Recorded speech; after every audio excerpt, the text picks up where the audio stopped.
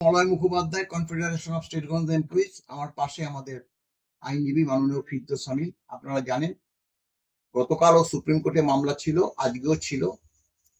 দেখুন, গত 6ই আগস্ট যে মামলার পরিপ্রেক্ষিতে আমরা সর্বোচ্চ আদালতে অভিযোগ জানিয়েছিলাম যে ইন্দু মালহোত্রা কমিটি পূর্বের সরকারের সঙ্গে 8 বার, বর্তমান সরকারের সঙ্গে 2 বার বৈঠক হয়েছে, কিন্তু কোনো রিপোর্ট আমাদের দেয়নি। সেই পরিপ্রেক্ষিতেই কিন্তু সর্বোচ্চ আদালত নির্দেশ দিয়েছিল ইন্দু মালহোত্রা কমিটির যে পুরো রিপোর্ট মামলাকারীদের কাছে পাঠাতে, আর সেই পরিপ্রেক্ষিতে তার উত্তর সর্বোচ্চ আদালতে জমা দেয়।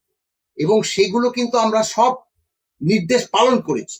অর্থাৎ গতকালের যে আমাদের কন্টেম্প যে মামলা, সেটাও কিন্তু লিপিবদ্ধ ছিল এবং রিপোর্ট পেশ করেছি, সেটাও ছিল। কিন্তু সেগুলো নিয়ে গতকাল কোনো আলোচনা হয়নি। আমরা কারণ ওই যে আমরা যে সাবমিশন দিয়েছিলাম, পেশ করেছিলাম, সেখানে কিন্তু গ্র্যান্টিং এইড এর কথা উল্লেখ ছিল এবং এআইসিপিআই মেনে যে ডিএটা দিচ্ছিল না সেটা উল্লেখ ছিল। এমনকি কলকাতা কর্পোরেশন এলাকায় যে যে ডিএটা এখনো অবসরপ্রাপ্তরা পায়নি সেই কথা উল্লেখ ছিল। সেগুলো নিয়ে আমরা আলোচনায় বলতে আমাদের যে মাননীয় আইনজীবীরা, তারা কিন্তু শুনানিতে অংশগ্রহণ করতে পারেনি, কারণ সেই দিকে যায়নি। তিনি যখনই all India consumer price index নির্দিষ্ট নিয়ম মতো ডিএটা দেয়নি, সেই পরিপ্রেক্ষিতে তিনি ইন্দু মালহোত্রা কমিটিকে কাছে বসে আমরা যে মামলাকারী সংগঠনগুলো আছি তাদের প্রতিনিধি আলোচনা করবে, এবং সেই পরিপ্রেক্ষিতে কিন্তু কালকে মামলা শেষ হয়ে গেছে এবং আজকে শুধুমাত্র ওই কমিটিতে কারা কারা থাকবে সেটা পেশ করা হয়েছে। সেই প্রেক্ষিত ইন্দু মালহোত্রা কমিটি আমাদের সঙ্গে বৈঠকে বসবে, আর মামলাটা 8 সপ্তাহের পরে পরবর্তী বেঞ্চে উঠবে। কারণ আপনারা সকলেই জানেন মাননীয় সঞ্জয় কারোল সাহেব তিনি অবসর নিচ্ছেন। এখন এই প্রেক্ষিতটা কতটা ভালো হলো কি কতটা মন্দ হলো আমরা তো বুঝে উঠতে পারি না, এগুলো আইনের ব্যাপার আছে। আমাদের মাননীয় ফিরদৌস সামিল গতকাল এবং আজকের প্রেক্ষিত 2-1টা কথা বলবে, তাহলে আপনারা ব্যাপারটা আরো ভালো মতো বুঝতে পারবেন। গতকাল মূলত যেটা ছিল সেটা হচ্ছে যে কারা কারা অনারেবল জাস্টিস ইন্দু মালহোত্রা কমিটির সামনে প্রেজেন্ট হবেন।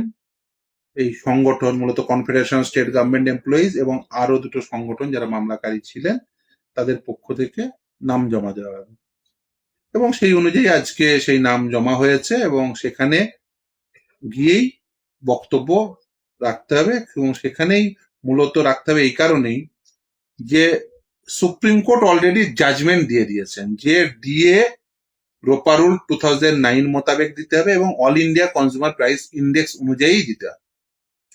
এখনো পর্যন্ত আমাদের বেশ কয়েক ফোল্ড, মানে বলতে পারি মাল্টিফোল্ড আমাদের অভিযোগ রয়েছে। কি কি?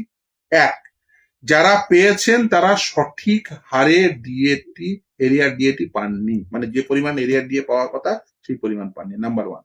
নাম্বার 2 হচ্ছে যে এখনো পর্যন্ত গ্র্যান্টিং এড অর্থাৎ প্রাথমিক স্কুলের শিক্ষক, সেকেন্ডারি স্কুলের শিক্ষক, আপার প্রাইমারি শিক্ষক, হায়ার সেকেন্ডারি স্কুলের শিক্ষক, কলেজের অধ্যাপক, পঞ্চায়েতের কর্মী, মিউনিসিপ্যালিটির কর্মী, অন্যান্য ডেলি রেটেড বা কন্ট্রাকচুয়াল ওয়ার্কার যারা ডিএ বাড়লে পান আর কি, মূলত এই যে গ্র্যান্টিং এডের একটা বড় অংশ তারা পাননি।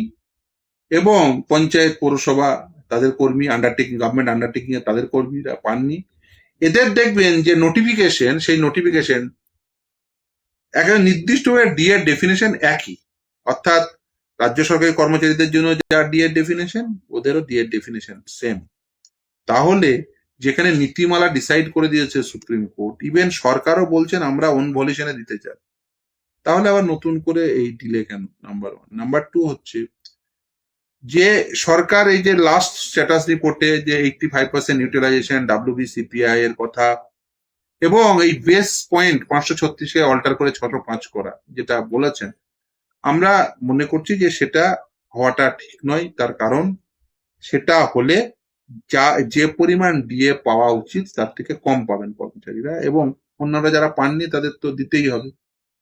যখন এই মামলাটি চলছিল সেই সময় সরকারের পক্ষ থেকে একটা হিসেব দেওয়া হয়েছিল এবং যে হিসাব দেখিয়ে অন্তর্বর্তীকালীন নির্দেশও পেয়েছিলেন, সেটা হচ্ছে প্রায় 41,770 কোটি টাকা সরকারকে দিতে হবে এই যদি জাজমেন্ট মানতে হয়। ফলে তাদের কোমর ভাঙা একটা এফেক্ট হবে বলে তারা জানিয়েছিলেন।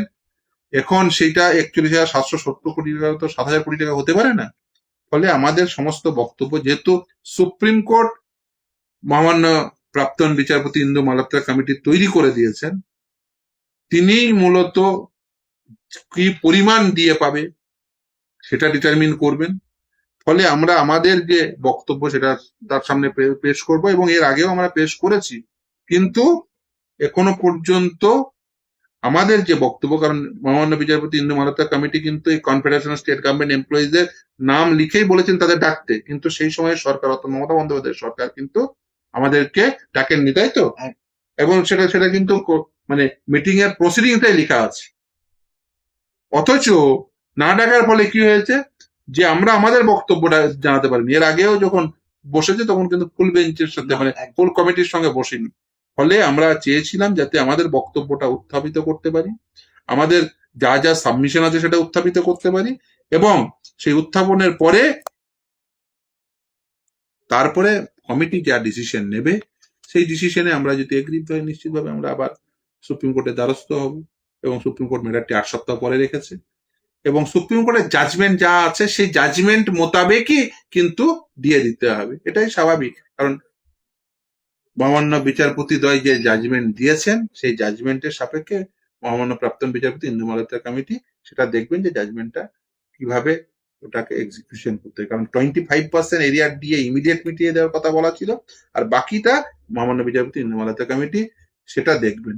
ফলে এই বিষয়টিকে আমরা আবার মহামান্য বিচারপতি দ্বারা গঠিত যে কমিটি, সেই কমিটির সামনে আমরা পুরো বিষয়টি রাখবো, এবং আশা করি সেটা খুব দ্রুততার সঙ্গে হবে। আজকে তো যেহেতু অর্ডারটি হলো, সেখানে সমস্ত অংশ, গ্র্যান্টি নেট, পঞ্চায়েত, পৌরসভা, কলেজের শিক্ষক থেকে শুরু করে প্রাথমিক স্কুলের শিক্ষক সকলে যাতে পায়, সরকারি কর্মচারীরা সহ যারা যারা আছে তারা প্রত্যেকেই পায় এবং সঠিক হারে পায়, AICPI অনুযায়ী পায়, 536 বেস ধরে পায়, কোনো বেস অল্টার না করে, কোনো নিউট্রালাইজেশন না করে। কারণ ইভেন গভর্নমেন্টের নিজস্ব নোটিফিকেশনই আছে 100% নিউট্রালাইজেশনের কথা বলে, সেখানে 85% নিউট্রালাইজেশনের কোনো কনসেপ্ট আসতেই পারে না।